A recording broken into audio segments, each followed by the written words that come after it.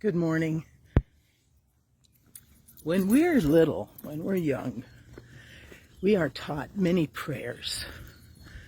We're taught, especially if we come from the Christian tradition, right? We're taught how to pray to God, how to check on our day, kind of examine our day. We're taught how, if we're Catholic, how to pray the rosary and all the prayers that are part of that process. And we learn these prayers and are taught these prayers in order to teach us how to have a relationship with the divine, how to speak with the divine, how to communicate. And if we're lucky, if we're blessed, we actually grow in that process, that we don't just use the prayers we were taught as children, but as we mature and change over our lifetime, we add to those prayers, not just in volume or number, but in depth. The idea, right, originally was to communicate with the divine. So, learning prayers early on helps kind of get our training wheels under us, but it's not meant to stop there. So, example. As we age, sometimes there is a need for us to look at how we have progressed in the spiritual life, where I was before and where I am now, how I used to pray and how I pray today.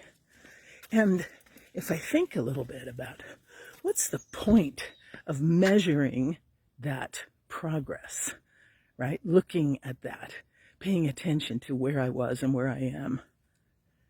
The point of that progression, of that improvement, of that growth is often that we hope we become closer to the divine, proximity to the divine. So the more I say, the more I do, the more internalized my prayer life becomes, the closer I get to God. And I wonder, in my own prayer, I've been pondering this a lot, does our preoccupation with our progress distract us from what is really happening in this relationship, or could be happening in this relationship with the divine?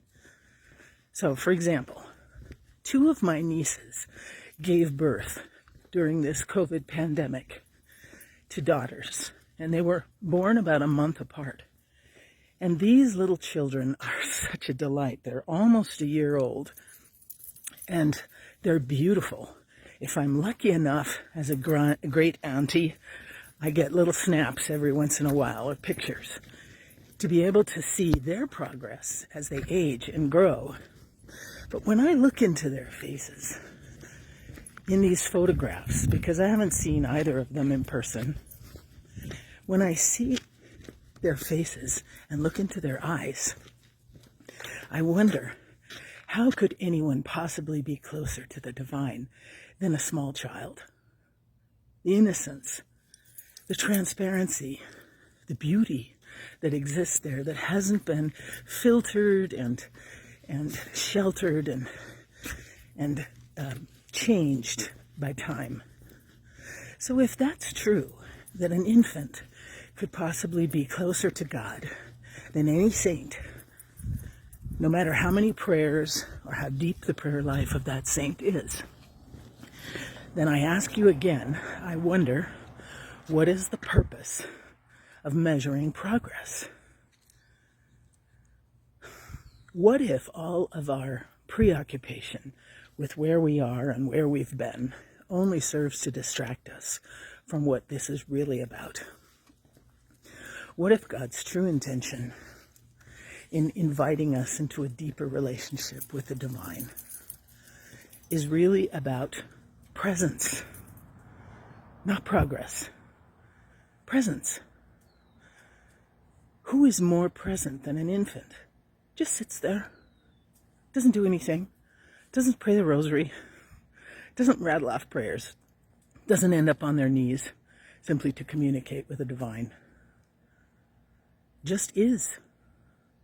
And could our presence, our just being, in the presence of the divine, be the whole point of our relationship, not measuring progress, not saying, hooray, look where I am, because we couldn't have gotten there anyway without the help of the divine, but rather just the gift of who you are. Enjoy that gift. Don't sweat it. Don't worry if you're doing it right. Let God take the lead. Truly, the gift of who you are is enough for the divine.